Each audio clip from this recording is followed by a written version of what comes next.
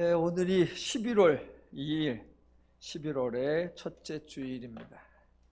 이틀 전이 10월의 마지막 날이었지요. 그래서 10월의 마지막 날에는 여지없이 나오는 노래가 있지요.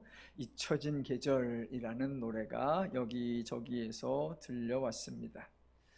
또 10월에 자주 들려오는 노래로 10월의 어느 멋진 날에라는 노래가 있습니다. 찾아보니까 원래는 노르웨이의 어떤 그룹이 만든 연주곡이었는데 우리나라 여성 작사가가 곡을 붙였고 그것을 우리나라 테너 가수가 불러서 아주 인기를 얻었는데 그게 또 드라마의 OST로 사용이 되면서 제목도 멋있고 가사도 너무 좋아서 매년 10월이 되면 많은 사람이 듣고 싶어하는 노래 영순위에 뽑힌다고 합니다. 10월의 어느 멋진 날에 테너 이동규 씨가 부른 노래 검색해보면 나옵니다. 한번 들어보시기 바랍니다. 참 좋아요. 각 사람이 10월을 기억하는 내용이나 방식이 각각 다양하게 있겠지만 저에게는 10월의 마지막 날은 늘 종교개혁의 날로 기억되고 있습니다. 제가 다른 절기에 대해서는 특별히 강조도 하지 않고 기억을 해달라라고 말하지도 않지요. 도리어 너무 많은 의미를 부여하지 말아달라 그렇게 부탁하는 언급을 하기도 합니다. 성탄절, 부활절, 추수감사절은 대부분의 교회들이 아주 소중하게 지키기에 잊어버릴 수가 없지요. 하지만 10월의 마지막 주일을 종교개혁 주일로 지키는 교회들은 그렇게 많지 않습니다. 일부러 언급하지 않으면 아마도 그런 날이 있었나, 지나갔나 라고 하고 지나가 버릴 겁니다.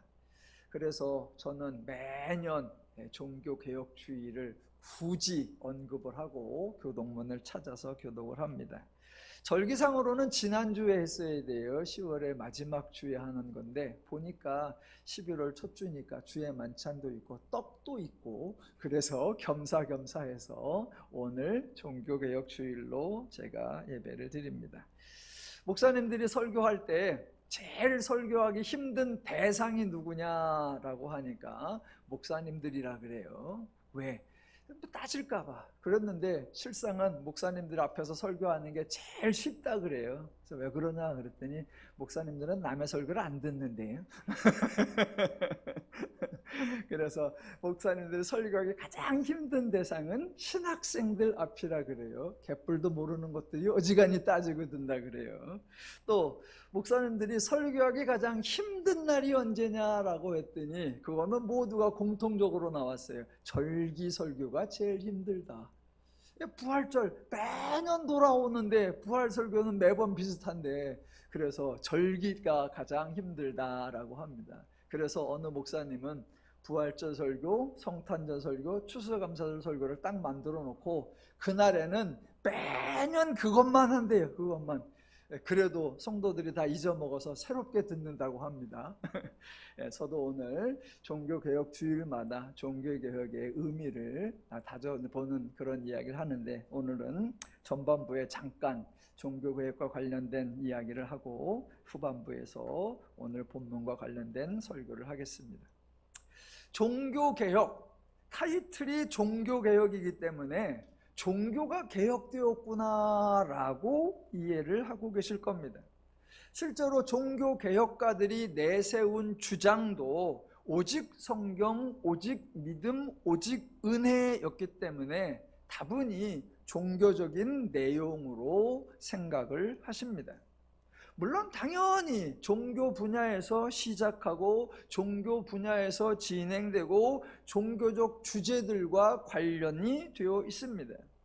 하지만 사실 종교개혁의 핵심은 종교를 개혁하자라는 것이 아니라 권력을 개혁하자라는 것이었습니다. 왜냐하면 당시 종교는 순수한 종교가 아니라 권력 그 자체였기 때문입니다. 중세 로마 카톨릭 교회는 종교적 역할에 충실한 것이 아니라 종교를 도구로 삼아 세상의 모든 권력을 총집결한 극악무도한 세력이었고, 종교를 수단으로 삼아 사람들의 인격과 삶을 송두리째 지배하고 통제하고 있었던 집단이었습니다. 그래서 종교개혁의 결과, 종교 분야가 조금 달라진 것도 있지만 더 큰 의미에서 세계 정치, 세계 권력의 구조가 변화되었던 것입니다. 당시 로마 카톨릭은 교회라고 하는 곳이 하나님 나라를 위임받은 지상의 통치 기구다라고 선언을 했습니다. 동시에 교황을 비롯한 신부들과 사제들 또한 하나님의 권세를 위임받은 하나님의 대리자라고 선언을 했습니다. 그것이 종교적 모습으로는 하나님의 말씀을 독점하는 것으로 표현되었습니다. 하나님의 말씀인 성경을 오직 교황과 사제들만이 소유할 수 있었고, 읽을 수 있었고, 해석할 수 있었고, 강론할 수 있었습니다. 신도들은 성경에 접근할 수 없었고, 심지어는 성경을 소유하는 것이 불법으로 여겨져서 처벌 대상이 되기까지 했습니다. 그러니 신도들은 하나님이 뭐라고 말씀하셨는지, 그 말씀이 무슨 의미인지, 내가 어떻게 이해하고 어떻게 실천하고 어떻게 누려야 하는지 도무지 알 길이 없었습니다. 그저 교회가 법으로, 규정으로 지시하는 종교적 행위, 종교적 활동, 종교적 행사 등을 준행해야만 했습니다. 독재라는 표현도 너무 순한 것 같은 극악한 종교 권력이 종교라는 타이틀로, 신앙이라는 타이틀로 포장되어 있었던 것입니다. 그것을 바꾸기 위한 표어가 오직 성경이었습니다. 성경을 강조하는 의미도 있지만 저는 생각하기에 그것은 기본적으로 인권선언이었다라고 생각합니다. 우리도 성경을 소유하고 우리가 직접 성경을 읽어보고 우리가 생각하고 우리가 따져보고 우리가 고민하고 우리가 과연 따를 만한 것인지, 우리가 과연 순종할 만한 것인지, 우리가 과연 본받을 만한 것인지 우리가 좀 알아볼 수 있게 해달라라는 거였습니다. 어떤 우상신이 아니라 하나님이라는 신을 섬기는 종교가 하나님의 형상을 따라 창조된 인간을 그렇게 취급하는 종교 권력이 되었을 때, 종교개혁은 그거에 저항하는 것이었습니다. 그래서 오직 성경은 성경을 달라라는 부탁이 아니라 인간을 인간으로 존중해 달라라는 절규였습니다. 그 절규를, 제발 인간을 존중해 달라는 그 절규를 교회를 대상으로 해야 했다는 사실이 인류가 경험한 최고의 비극이었지 않나 생각합니다. 저는 그래서 종교개혁을 생각할 때마다 목사 우선주의를 제발 좀 떨치자, 목사가 제일 중요하고 목사를 제일 먼저 섬겨야 하고 목사를 제일 높여야 한다, 그런 망상 제발 좀 없애자. 그래서 제가 그런 의미에 실천하는 것 중에 하나가, 저는 교회에서 목사 생일 챙기는 게 그렇게 꼴보기 싫어요. 자기 집에서 해. 자기 남편에게, 자기 아내에게, 자기 부모들과 함께 케이크 잘라. 왜 성도들 다른 사람은 안 해주고 교회에서 목사 생일날은? 그동안 안 해주셔서 대단히 감사하고요, 앞으로도 안 해주시기를 주님의 이름으로 간절히 부탁을 드립니다. 네. 또 당시의 로만 카톨릭은 종교 행사, 종교 활동의 의미와 가치를 교회가 독점했습니다. 7가지의 성사를 통해 인간의 출생부터 죽음까지를 통제했고, 교회를 통하지 않으면, 사제를 통하지 않으면 삶에서 어느 하나도 행할 수 없는 너무나 무기력한 존재로 만들어 버렸습니다.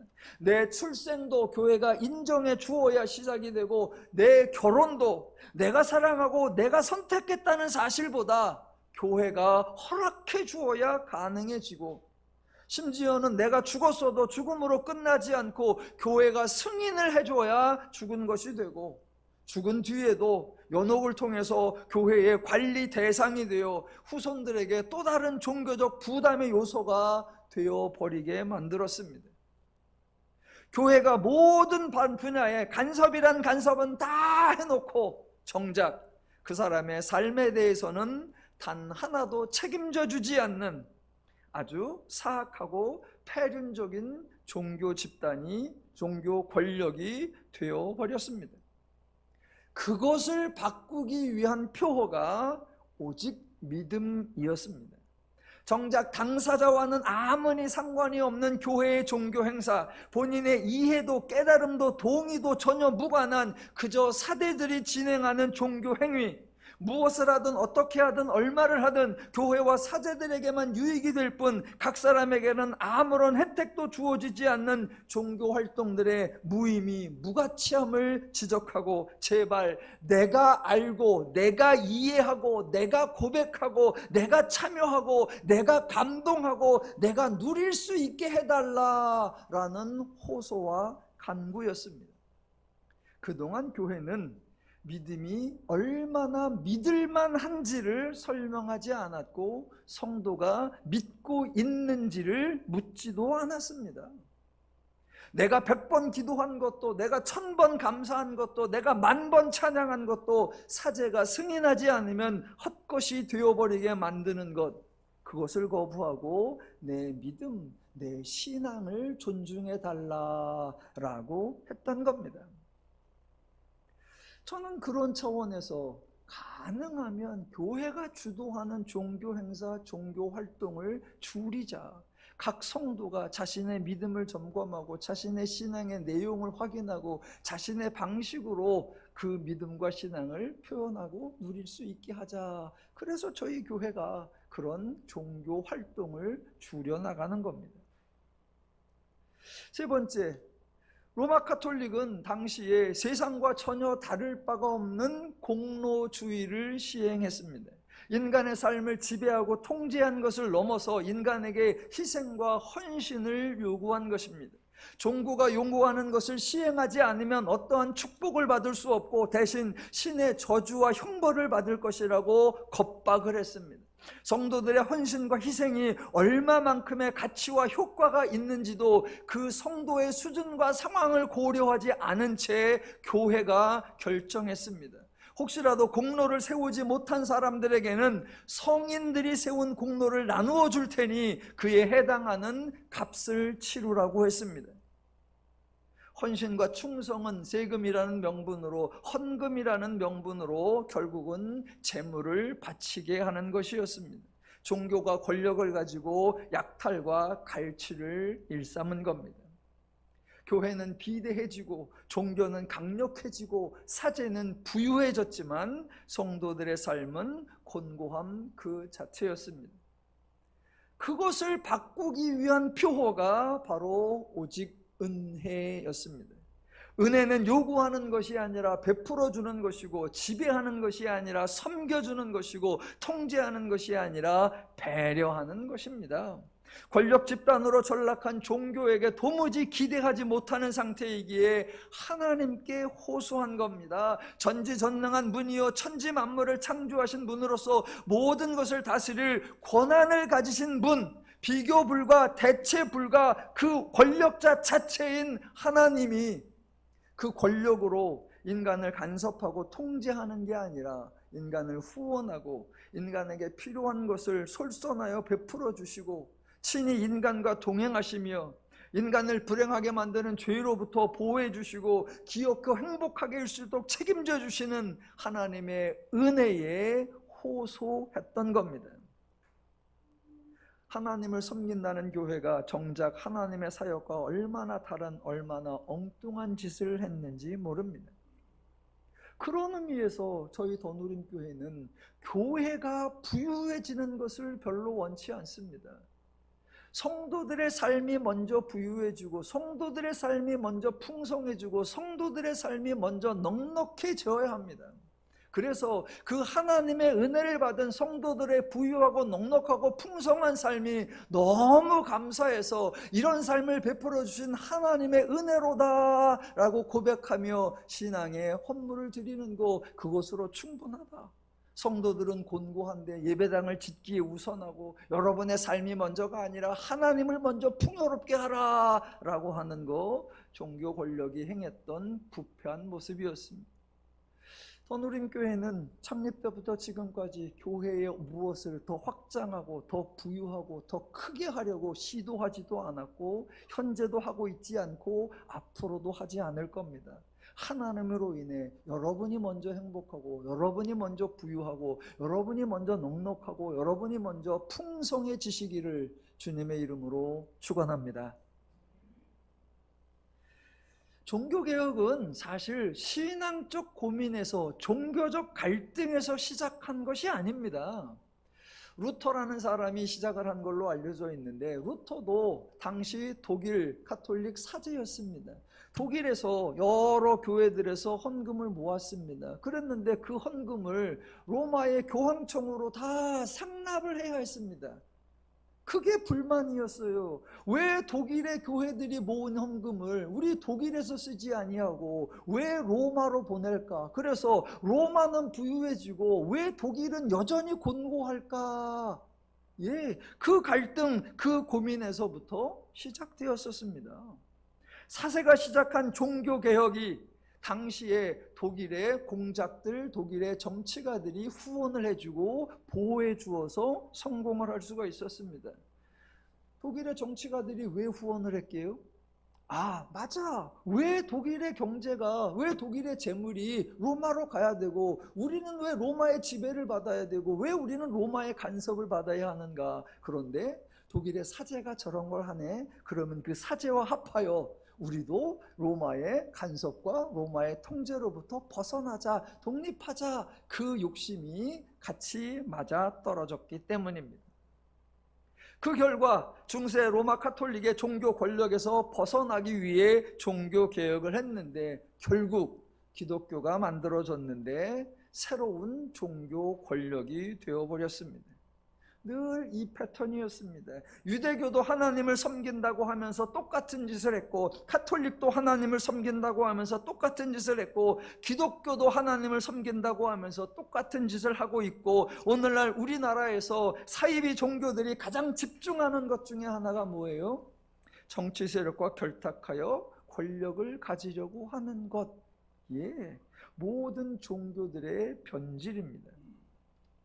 다른 종교야 변질되건 왜곡되건 뭐 제가 신경 쓸 건 아니지만, 하나님을 섬긴다고 하는 이 기독교에서 이런 변질과 왜곡이 발생하는 이유가 무엇일까? 예, 저는 하나님에 대한 이해가 잘못되었기 때문이다 라고 생각합니다. 우리 하나님, 더누림교회에서는 하나님을 뭐라고 선포합니까? 우리 기독교의 하나님은 일하시는 분이다 라는 겁니다. 예, 하나님은 누군가의 하나님의 권세를 위임한 적이 없고, 하나님의 일을 다른 사람에게 떠넘긴 적이 없고, 하나님의 권세와 위엄을 오용하거나 남용하신 적이 전혀 일체 없습니다. 우리 기독교의 하나님은 친히 일하시는 분입니다. 그것도 인간의 자유, 인간의 평안, 인간의 행복을 위해서 친히 수고해 주시는 좋으신 분, 고마우신 분인 줄로 믿습니다. 그래서 하나님에게는 그 어떠한 권력자의 모습이 나타나지 않고 독재나 지배의 형태가 일체 보이지 않는 것입니다. 그래서 복음서가 예수님을 소개할 때, 또는 하나님을 소개할 때 뭐라고 합니까?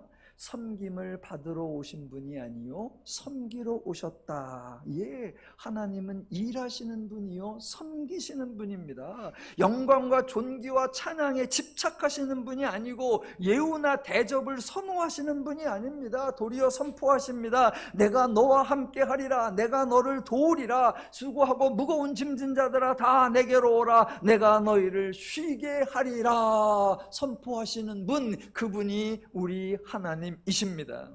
언제부터요? 태초부터 언제까지요? 영원토록. 예, 종교개혁은 행사를 바꾸고 종교 활동을 새롭게 하고 종교 행위를 혁신하는 게 아닙니다. 하나님을 바르게 아는 것, 거기서 시작하는 거고, 하나님을 풍성히 아는 것, 그것이 종교개혁의 핵심입니다. 그런 의미에서 기독교가 부패하고 기독교가 타락하는 거, 그거는 하나님에 대하여 잘 모르고 있는 거다.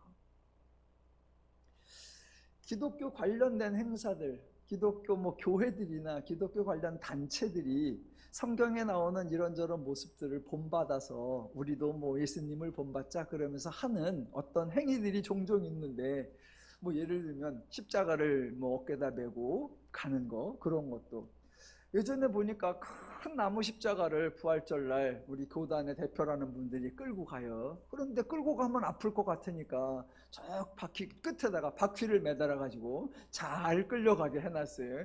아주 코미디예요, 코미디.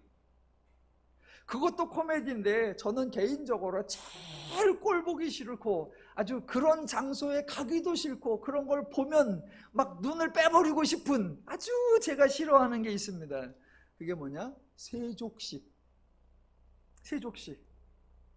여러분, 예수님의 경우는 3년 동안 사역을 하셨는데 3년 동안 하신 사역 중에 가장 하찮은 게 세족식이었습니다. 예수님은 3년 내내 세족식보다 훨씬 더 겸손한 사역을 계속해 오셨고, 세족식보다 훨씬 더 신실한 섬기는 사역을 계속해 오셨어요. 그러니까 예수님에게 세족식은 이벤트가 아니었고, 세족식은 대단한 일이 아니었고, 세족식은 쇼가 아니었어요. 이미 그것보다 더 겸손하고 더 험하고 더 굳은 일을 해오시다가 저들에게 하나 보여주신 것 중에 하나가 그저 세족식이었지, 예수님의 겸손의 절정이 세족식이 아니었습니다. 그런데 오늘 교회 목회자들이 겸손하지도 않으면서 잘 섬기지도 않으면서 왜 행사를 통해서, 그것도 많은 사람들이 있는 곳에서 굳이 세족식을 행할까요? 얼마 전에 기독교 언론에 세족식 행사 사진이 나왔어요. 기독교 단체의 이사장님이신 장로님이 직원들을 모아놓고 세족식을 하셨어요. 그래갖고 직원들을 의자에 쫙 앉혀놓고 장로님이 세수대에 갖다 놓고 발을 닦아주는. 그런데 그 사진이 어떻게 나왔냐면, 직원들 앉아있고 장로님이 이렇게 앉아갖고 닦으려고 하는데 그 옆에 수행 비서가 수건 들고 있어. 그 그림이 섬기는 그림이 아니잖아요. 근데 그걸 세족식이라고 하고, 그래서 우리 이사장님이 이렇게 낮은 자세로 섬긴다고. 와, 예, 기독교의 하나님은 일하시는 분, 기독교의 하나님은 섬기시는 분. 그래서 기독교에서는 힘의 냄새가 나면 안 되고, 기독교에서는 권력의 모습이 드러나면 안 됩니다. 어제 오후에 목사가 되려는 전사님 한 분이 찾아와서 시취 과정 중에 하나로 저와 이렇게 면담을 가졌습니다. 시취가 7개 과목을 하는데 그 중에 제가 기독교 윤리를 담당하고 있고, 봄에 논제를 주었고 어제 논문을 써가지고 와서 둘이 논문에 대해서 이런저런 대화를 가졌습니다. 그래서 제가 마지막에 그랬습니다. 목사가 되려고 해주어서 정말 고맙고, 목회를 하겠다고 다짐을 해주어서 정말 고맙다, 축하한다. 부탁이 하나 있다. 하나님을 잘 소개해달라. 교인들이 교회 오기를 즐겁게 하고 교회에서 신앙생활을 행복하게 할 수 있도록 잘 해달라. 저하고 면담을 한 40분 정도 했는데 제가 절대로 까탈스럽게 굴지 않았고요. 선배처럼 굴지 않았고요. 꼰대 같은 짓을 하지 않았습니다. 그저 고맙다고, 그저 감사하다고, 그저 잘해달라고 부탁을 했습니다. 왜요? 기독교 사역은 그 하나님을 소개하는 것으로 충분합니다. 누가 할 거니까? 하나님이 하실 거니까. 어제 오후에는 그런 면담을 했고 오전에는 토요 성경 통독이 있는 날이잖아요. 그래서 성경을 또 읽었습니다. 어제는 요한복음부터 고린도 후서까지 읽었습니다. 사도행전을 이렇게 읽는데 그냥 저 혼자 되게 재미있었어요. 알고 있는 내용인데 또 확인해서 재미있었습니다. 복음서에서 제자들이 뽑혔죠. 어떻게 뽑혔어요? 오직 은혜로 고기 잡다 뽑히고 막 이런저런 해서 뽑혔어요. 말 그대로 아무나 된 거예요. 왜 됐냐? 그냥 된 거예요. 그렇게 제자가 되었는데 이제 사도행전 가니까 유다가 죽은 자리를 대신 채우자 그랬더니 요 11명의 제자가 아무나 하면 안 되지. 여기는 자격이 있지. 우리처럼 3년 정도 예수님하고 따라다닌 사람 중에 하나를 골라야지. 그렇게 말을 해요. 그 구절을 읽는데 제가 막 혼자 웃음이 나왔어요. 그 구절 볼 때마다 제가 하는 말, 쥐들이 3년 동안 뭐 했다고? 3년 동안 무슨 보탬을 해주었다고? 그런데 그 버릇이 잘 안 고쳐져요. 그게 사도행전 1장이거든요. 이제 한 9장쯤 가면 바울이 나옵니다. 그래서 예수 믿는 사람 잡으러 가는 그 사울을 예수님이 찾아오셔서 예수님이 너를 내 복음의 제자로 삼겠다라고 해요. 그랬더니 제자들이 반대를 하네. 얘는 문제가 많습니다. 얘 때문에 우리가 많은 해를 입었고요. 앞으로도 얘가 우리에게 큰 손해를 끼칠 겁니다. 반대를 해. 그런 걸 뭐라고 하느냐? 기득권이라고 하고요. 그런 걸 뭐라고 하느냐? 카르텔이라 그래요. 기독교는 그런 게 형성이 되면 안 돼요. 누가 하신다? 하나님이 하신다면 하나님이 옳습니다. 저 사람을 쓰신다면 하나님이 쓰시는 게 옳습니다. 나도 쓰셨는데 저도 쓰는 거 당연하지요. 나를 변화시키듯 저도 변화시키고 나를 통해 역사하시듯 하나님이 저를 통해 역사하실 줄로 믿습니다. 하나님이 옳으십니다. 이게 기독교의 자세이어야 하고 성도의 자세이어야 합니다. 그래서 기득권에는 힘의 냄새가 나면 안 되고 권력의 냄새가 나면 안 되고 기득권의 냄새가 나면 안 돼요. 우리 더누림 성도 여러분들은 하나님을 바르게, 하나님을 풍성하게 알았으면 좋겠고요.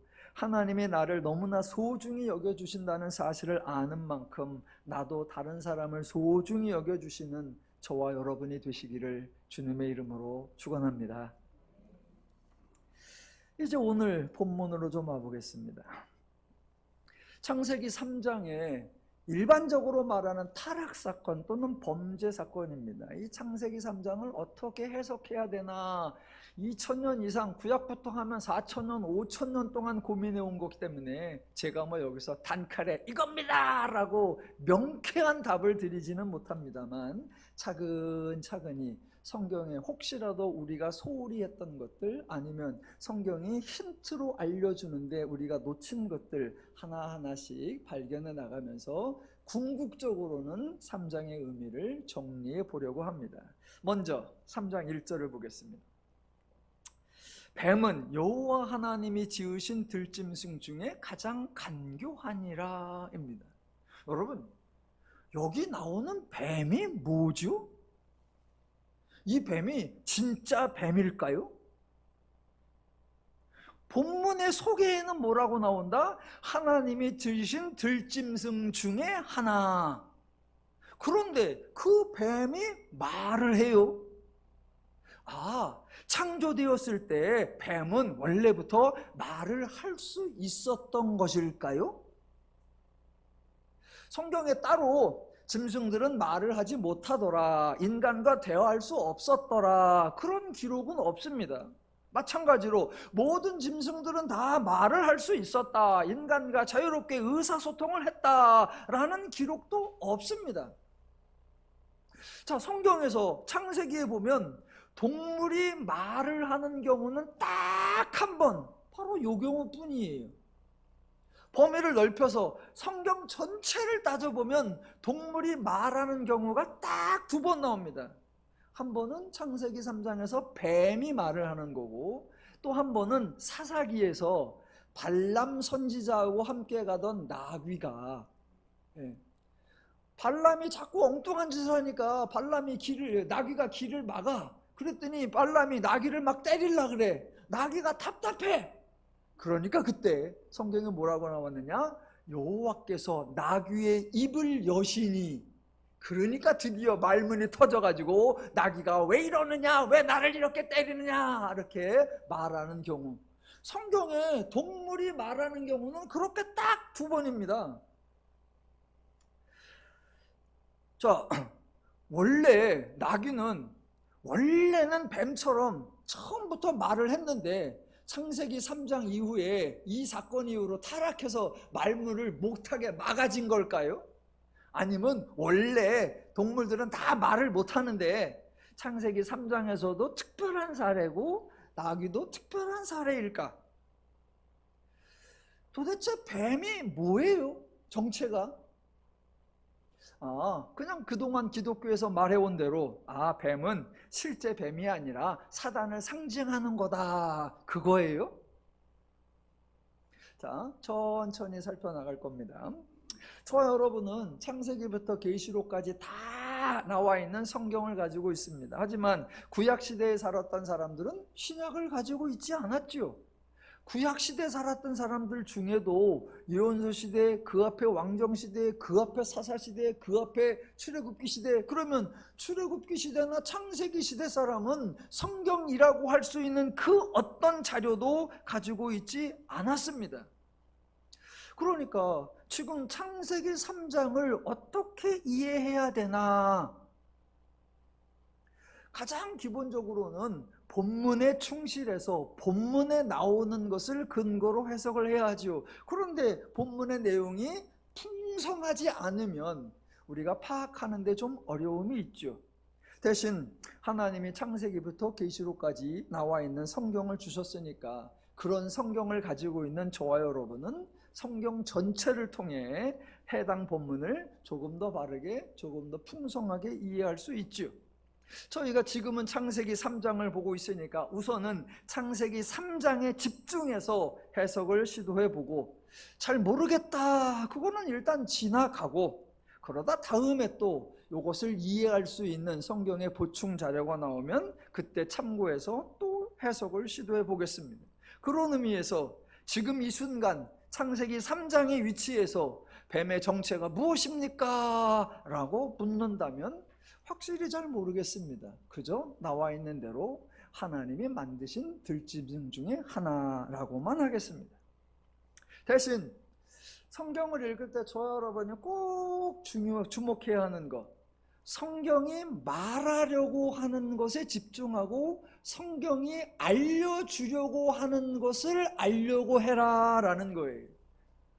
말을 거창하게 했습니다. 쉽게 하면 사람이 손가락으로 달을 가리키면 저 달을 봐야지, 이 손가락을 바라보면서 손가락이 왜 이렇게 길어요? 손가락이 왜 이렇게 검해요? 손가락의 그 반지는 뭐예요? 여기에 집중하면 안 된다. 이 본문이 말하려고 하는 것을 듣고 이 본문이 알려주려고 하는 것을 알아야 한다라는 거예요. 자, 그런 의미의 3장 1절 다시 돌아와 봅니다.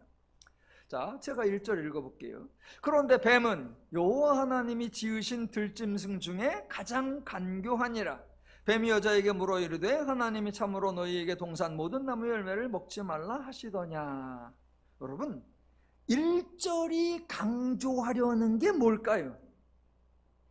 뱀의 정체가 무엇이냐? 뱀이 사용한 언어는 어떤 언어일까? 하나님은 왜 간교한 짐승을 만들었을까? 하나님은 이렇게 간교한 뱀을 왜 여자와 한 공간에 두셨을까? 이런 게 핵심이 아닙니다. 궁금하기는 하지만 본문이 우리에게 설명하려는 거, 우리에게 알게 하려는 게 아닙니다.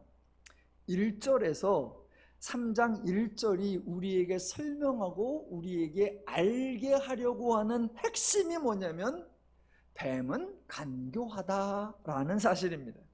그러니까 다른 것에 시선 뺏기지 말고 엉뚱한 것에 관심 뺏기지 마십시오. 아, 뱀이 가장 간교한 짐승이구나 라고 설명을 해주니까, 그러면서 성경을 읽는 독자들에게 뱀의 행동은 간교한 것이고 뱀의 말은 간교한 것임을 잊지 말라라고 힌트를 주고 3장 3절 이하를 시작하는 거예요. 자, 첫 번째, 지금 본문이 강조하려는 것은 뱀은 간교하다라는 거였고, 자, 하나님이 창세기 1장과 2장에 보니까 땅의 모든 짐승을 창조하셨고 하늘의 모든 새를 창조하셨고 온 지면에 씨 맺는 채소와 씨 가진 열매 맺는 나무를 창조하셨다라고 해요. 그 중에 하나님이 각종 들짐승과 공중의 새를 아담에게로 이끌어왔고, 아담이 이름을 뭐라고 짓나라고 보시려고 데리고 왔더니 아담이 각 생물을 불렀고 그 부른 것이 이름이 되었다라고 합니다. 와, 아담이 모든 새와 모든 짐승들의 이름을 지어줬다 그래요. 그런데 그 모든 들짐승 중에, 그 모든 짐승들 중에 창세기에 직접 아담이 지어준 그 이름이 등장하는 것은 딱 하나예요. 그게 뭐다? 뱀.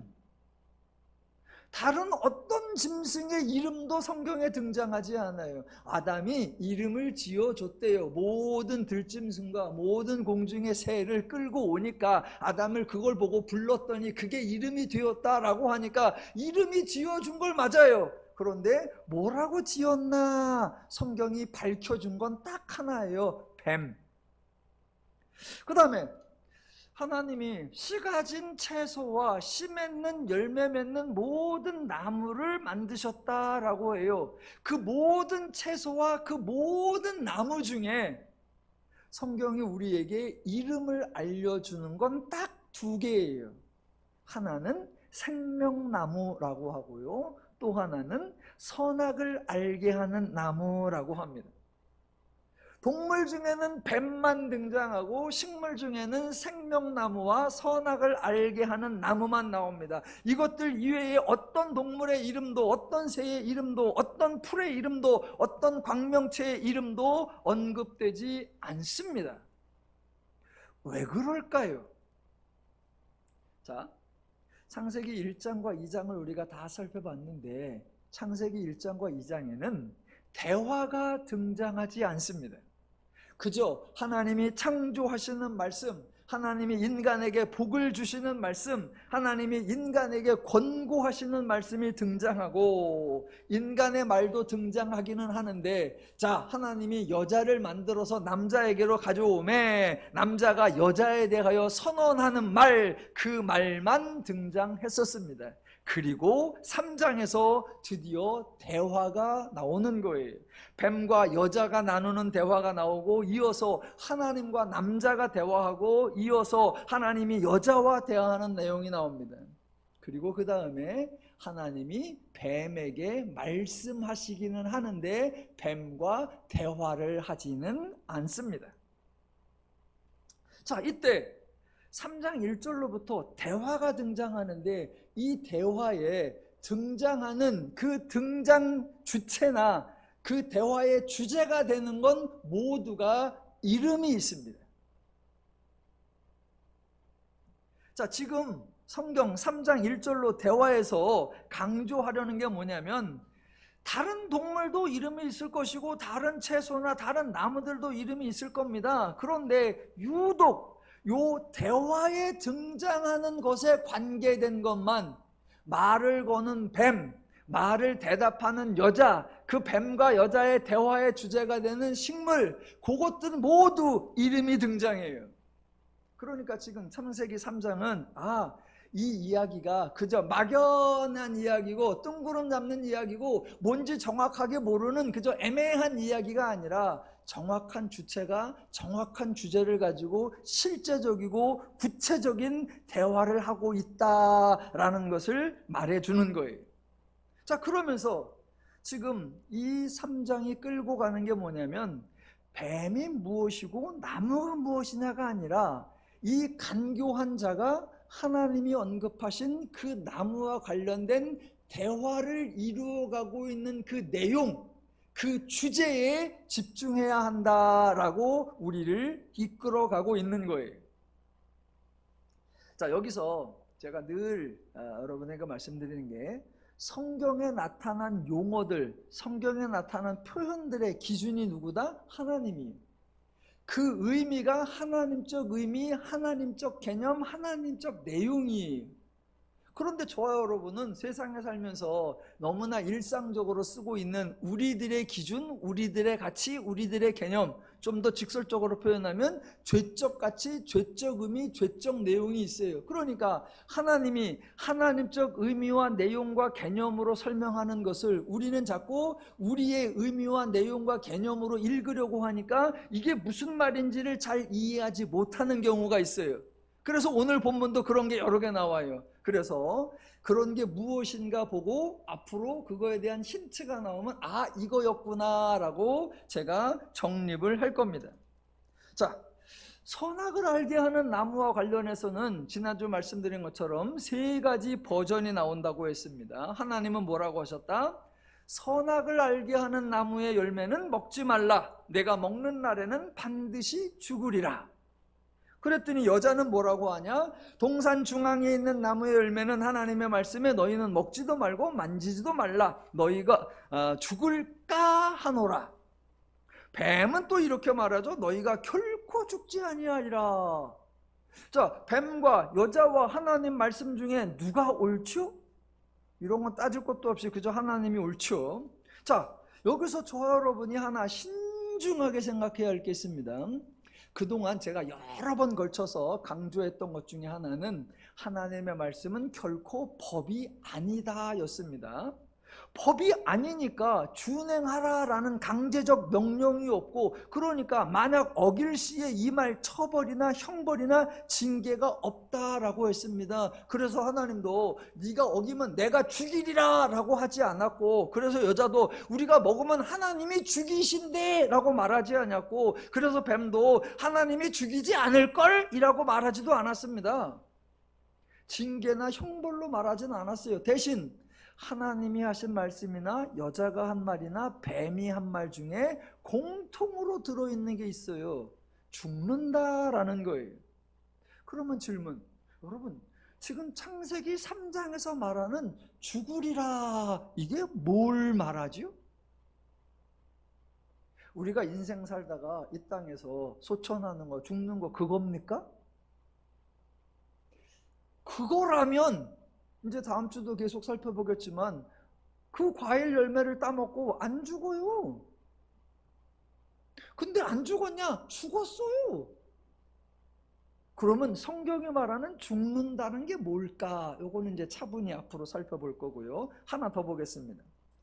자, 창세기 1절로 5절까지 대화가 등장하는데 이 대화를 뱀이 주도를 하고 있습니다.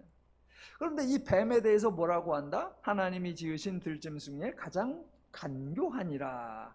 예, 하나님의 말씀을 명확하게 하지 않은 것이 아니죠. 하나님은 2장 16절 17절에서 말씀을 분명하게 하셨습니다. 그런데 간교한 뱀이 간교한 질문을 했고, 더 나아가 하나님이 말씀하신 것과 다른 말, 즉 너희가 결코 죽지 아니라 라고 하였고, 더 나아가 하나님이 전혀 말씀하지 않은 말까지 합니다. 그게 3장 5절이에요. 읽어볼까요? 너희가 그것을 먹는 날에는 너희 눈이 밝아져 하나님과 같이 되어 선악을 알 줄 하나님이 아심이니라. 하나님은 이런 말씀을 하신 적이 없어요. 자, 뱀이 그 말을 했어요. 그런데 6절에 보니까 여자가 먼저 그 열매를 따먹고 자기와 함께한 남편에게도 주매 그도 먹었다라고 합니다. 와, 드디어 먹었습니다. 그랬더니 놀라운 일이 생깁니다. 그 놀라운 일이 7절. 이에 그들이 눈이 밝아져 자기들이 벗은 줄 알고 무화과나무로 잎을 엮어 치마를 삼았더라. 놀라운 일이 2가지가 벌어졌습니다. 하나, 눈이 밝아져. 여러분, 하나님은 그런 말씀을 하신 적이 없고 이와 유사한 말씀도 하신 적이 없습니다. 당연히 여자도 남자도 이런 말을 들은 적이 없기에 한마디도 하지 않았습니다. 오직 뱀만이 말했는데 그것을 먹는 날에는 너희 눈이 밝아져 라고 했는데 남자와 여자가 그것을 먹었더니 실제로 눈이 밝아져입니다. 와, 뱀이 사실을 말했네요. 와, 그러면 하나님이 감추고 있었네요. 아니, 뱀이 눈이 밝아진다고 했는데 먹으니까 눈이 밝아졌어. 뱀이 말한 대로 됐네. 놀라운 일 두 번째. 와, 눈이 밝아진 건 놀라운데 밝아진 내용이 다릅니다. 원래 뱀이 뭐라고 했다? 너희 눈이 밝아져 하나님과 같이 되어 선악을 알 줄 하나님이 아심이니라. 예, 눈이 밝아지면 하나님과 같이 되어 선악을 알게 된대요. 그런데 결과는 어떻게 되었습니까? 7절, 눈이 밝아져 자기들이 벗은 줄을 알고. 아니, 하나님과 같이 되어 선악을 알게 되는 것과 자기들이 벗은 줄을 아는 것, 이게 같은 내용이에요? 다른 내용이에요? 뱀이 말한 대로 된 거예요? 안 된 거예요? 아, 눈이 밝아져는 됐고 뒤에 건 안 됐으니까 절반은 되고 절반은 안 된 거예요. 전혀 궁금하지 않다는 표정들이십니다. 그거 몰라도 사는데 아무 지장이 없다, 그런 표현들이세요. 뱀이 눈이 밝아져 그랬는데 실제로 눈이 밝아졌어. 하나님을 알 줄 그랬는데, 하나님과 같이 되어 선악을 알 줄 그랬는데 지금 7절에는 그게 없고 자기들이 벗은 줄을 알고 그래요. 그랬더니 나중에 3장 22절에 가서 뭐라고 한다? 저 인간들이 선악을 알게 하는 나무의 열매를 따먹어서 선악을 아는 일에 우리 중에 하나와 같이 되어 라고 말해요. 뱀의 말대로 다 된 거네? 그러면 질문, 아까 했던 거, 하나님도 말하고 여자도 말하고 뱀도 말한 죽으리라, 죽는다는 게 과연 그 당시에 하나님의 입장에서는 무슨 의미였을까? 지금 성경에 나오니까 눈이 밝아져, 이게 무슨 의미일까? 하나님과 같이 되어, 이게 무슨 의미일까? 선악을 알 줄, 그게 무슨 의미일까? 저와 여러분이 점검해야 할 내용이 많습니다. 하나하나 지금 던져놓고 성경에서 힌트가 나오는 대로 답을 맞춰 갈 겁니다. 지금 창세기 3장의 사건은 성경에 나오는 4가지 중요한 사건 중에 하나입니다. 첫 번째 사건이 창조 사건이고, 두 번째 사건이 이 3장 사건, 기독교에서 흔히 타락 사건이라고 부르는 이 사건이고, 세 번째가 복음서에 나오는 예수님의 십자가와 부활 사건이고, 네 번째가 계시록에 나오는 종말 사건입니다. 그러니까 우리가 이 두 번째 사건을 차분히 잘 살펴보려고 합니다. 자, 오늘은 좀 질문을 좀 많이 던지고 지금 본문이 주고 있는 힌트들을 제가 몇 가지 찾아보고 있는 겁니다. 그 중에 하나, 또 요거는 오늘 설교의 저의 야심작, 아예 막 그동안 여러분이 교회를 다니시면서 이런 내용은 들어보지도 못했다라고 할 저의 히트작 하나 해보겠습니다. 자, 창세기 2장 16절 17절에서 16절에서는 모든 것을 네가 풍성히 먹고 싶은 대로 먹어라 라고 했고, 17절에서는 선악을 알게 하는 나무의 열매는 먹지 말아라, 내가 먹는 날에는 반드시 죽으리라 라고 했어요. 자, 다시 한번, 내가 먹는 날에는 반드시 죽으리라. 여기에서 먹는 날에는 요게 무슨 뜻이냐면, 네가 만약 먹는다면, 네가 만약 먹는 경우라면, 이런 의미도 있고 하나 더 있습니다. 네가 먹는 날에는 이에요. 자, 우리말로는 내가 먹는 날에는 반드시 죽으리라. 그러니까 먹는 날에는 이게 뭐다? 네가 만약 먹으면, 네가 그 짓을 하면, 네가 그런 일을 벌이면 그 행동에 집중돼 있습니다. 우리들의 언어 습관이. 예를 들어 이제 고등학생 아들이 하나 있는데 어느 날부터 오토바이를 그렇게 타고 싶어해. 그러면서 부모에게 막 애걸복걸합니다. 오토바이 한 번만 타게 해달라고, 오토바이 한 번만 사달라고. 그러면 내가 평생 나중에 아버지 유산을 안 받아도 좋으니까 제발 오토바이 좀 사달라고. 하도 사달라고 하니까 이제 아버지가 오토바이를 사줍니다. 그러면서 하는 말이 있죠. 너 사고 나는 날에는 당장 오토바이 팔아버린다. 자, 그때 너 사고 나는 날에는, 그 사고 나는 날에는 그게 무슨 뜻이냐면, 만약 사고를 낸다면, 만약 사고를 당한다면, 어쨌거나 사고가 발생하면 그거를 우리는 사고 나는 날에는 이라고 얘기를 하죠. 그런데 지금 하나님이 말씀하신 내가 먹는 날에는, 요거는 그거 플러스 하나가 더 있어요. 자, 설명을 드려볼게요. 자, 내가 먹는 날에는 반드시 죽으리라, 이 표현은 내가 만약 먹는다면, 내가 먹을 경우에는 이라고 하는 먹는 행동을 강조하는 의미가 기본적으로 있습니다. 그래서 영어 성경에 요 구절을 이렇게 번역을 했어요. 뭐라고 했느냐? When you eat of it, 네가 그것을 먹을 때에. 또 다른 성경은 If you eat its fruit, 그것의 과일을 먹는다면, 즉 먹는 행동을 강조한 거예요. 그런데 하나님이 말씀하신 2장 17절에 내가 먹는 날에는 반드시 죽으리라, 요 먹는 날에는 내가 만약 먹는다면 이라는 행동 플러스 하나가 더 있습니다. 뭐가 있느냐면 네가 먹는 그날에요. 날. 잠깐만 보세요. 우리는 우리말로는 네가 만약 사고 나는 날에는, 그러면 날보다는 사고가 난다면이잖아요. 그런데 지금은 내가 먹는 날에는 이면 내가 먹는과 먹는 날을, 두 가지를 다 강조하는 거예요. 그래서 영어 성경에 이렇게 지금 제가 말하려고 하는 걸 의미를 담은 번역이 있어요. 뭐라고 표현했느냐? In the day that you eat from it, 네가 그것을 먹는 날에. 그러니까 이 차이가 엄청납니다. 그동안 기독교는 뭐만 설명했다? 네가 그것을 따먹은다면, 네가 그런 짓을 한다면, 네가 그런 행동을 한다면 그 행동에만 집착을 했어요. 근데 본문에는 뭐라고 하냐면 네가 그런 행동을 하는 그날이라고 한 거예요. 제가 지금 임의로 그런 설명을 첨가하는 것이 아니라, 어떤 영어 번역이 in the day라고 하는 것을 임의로 추가한 것이 아니라, 히브리 성경 원본에 내가 그것을 먹는 그날에라고 in the day가 첨가되어 있습니다. 그러니까 하나님은 의도적으로 먹는과 날을 강조하신 거예요. 왜 그랬느냐? 자, 내가 먹는 날에는, 이 표현에는 세 가지 의미가 담겨 있습니다. 이 세 가지만 하면은 오늘 설교가 끝납니다. 이 세 가지가 짧을지 길을지는 기대하시라. 자, 내가 먹는 날에는 첫 번째, 먹으면 죽는다, 그거죠. 즉 내가 행동을 했으면 결과가 온다라는, 우리 모두가 그동안 말했던 그 의미. 네가 그것을 먹으면, 네가 이것을 어기면, 내가 하는 것을 만약 지키지 않으면 죽는다, 첫 번째.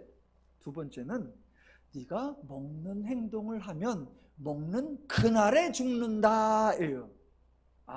일단 너는 먹었는데 하나님한테 안 들키면 뭐 며칠 갈 수도 있고, 아이고 먹었는데 하나님한테 들켰어. 근데 하나님이 이놈을 어떻게 할까, 뭐 1시간 고민할 수도 있고, 일주일 고민할 수도 있고, 한 달 고민할 수도 있고, 그래서 먹는 날과 그 죽는 것이 시간이 벌어질 수도 있다고 생각하지만, 성경은 먹으면 결과가 온다. 두 번째, 먹으면 그 결과가 즉시 온다 예요. 그리고 세 번째, 먹는 날에는 먹으면 그 결과가 오는데, 즉시 오는데 그 결과가 계속이다예요. 그 먹는 날, 그 날 내내, 즉 먹어서 네가 살아있는 그 내내, 네가 먹었다고 하는 그 상태로 존재하고 있는 그 내내 죽으리라예요. 그러니까 죽으리가가 먹으니까 탁 죽었다, 먹는 그날에 팍 죽었다, 그렇게 한 번 죽고 끝난 것이 아니라, 성경이 말하는 건 먹으면 죽는 거고, 그날 죽는 거고, 계속 죽어 있는 거다, 그 의미예요. 자, 요 의미를 이렇게 한번 설명을 해볼게요. 우리 일부 예배에 반주를 하는 예정 자매가 있어요. 이름이 박예정이에요. 예정이가 12월 20일 날 결혼을 할 예정이에요. 자, 그러면 근데 지난번에 인사를 하러 왔으니까 제가 이제 덕담을 해야지요. 덕담. 뭐 어느 철학자는 뭐 결혼을 해도 후회할 것이요, 결혼을 안 해도 후회할 것이다. 기왕이면 하고 후회하라 그랬다는데, 그래도 목사니까 결혼을 축복해 줘야지죠. 그래서 이렇게 말하는 거죠. 이제 야, 네가 결혼하는 날에는 행복할 거야. 네가 결혼하는 날에는 행복할 거야. 여러분, 요 말에도 세 가지가 있어요. 첫 번째, 결혼을 하면 행복하다. 동의 안 하시는 분도 있지만 자, 결혼을 하면 행복하다. 두 번째, 결혼하는 날 행복하다. 세 번째, 결혼해서 사는 결혼 생활 내내 행복하다. 그게 결혼하는 날에 너는 이제 행복할 거야, 그거예요. 자, 지금 그게 먹으면 결과가 온다. 먹는 날에 즉각 결과가 온다. 먹으면 그 상태가 결과적으로 죽음이 계속된다. 그래서 이 형태가 이제 하나님이 개입하셔서 예수의 십자가를 통해서 우리를 구원하십니다. 그러면 구원이 세 가지 의미가 다 들어가요. 자, 예수님의 십자가 사역으로 너는 구원을 받는다. 예수님의 행동의 결과가 너의 구원으로 온다. 두 번째, 예수님의 십자가 사역을 통해 너는 당장 구원받은 거다. 세 번째, 네 구원받은 날이 계속된다. 언제토록? 영생토록. 그것이 지금 히브리 본문에 내가 먹는 날에는 거기에 담겨있는 죄인의 상태가 될 거고, 그것이 앞으로 나올 구원의 상태가 될 거예요. 근데 그동안은 그저 먹었다, 그래서 하나님 앞에 벌 받았다라고만 나오지 거기에 담겨있는 의미가 드러나지 않았었어요. 예, 앞으로 계속해서 해나갈 겁니다. 그래서 우리 더누림의 모든 성도님들은 성경을 많이 읽으시고 하나님이 주시는 힌트들, 성경이 알려주는 힌트들을 잘 모아서 성경을 바르게 이해해서 하나님이 주신 은혜와 복락을 바르게 알아서 누구든지 항상 범사에 하나님으로 인해 즐겁고 신나고 행복한 삶을 풍성히 누려 가시기를 주님의 이름으로 축원합니다. 기도하겠습니다.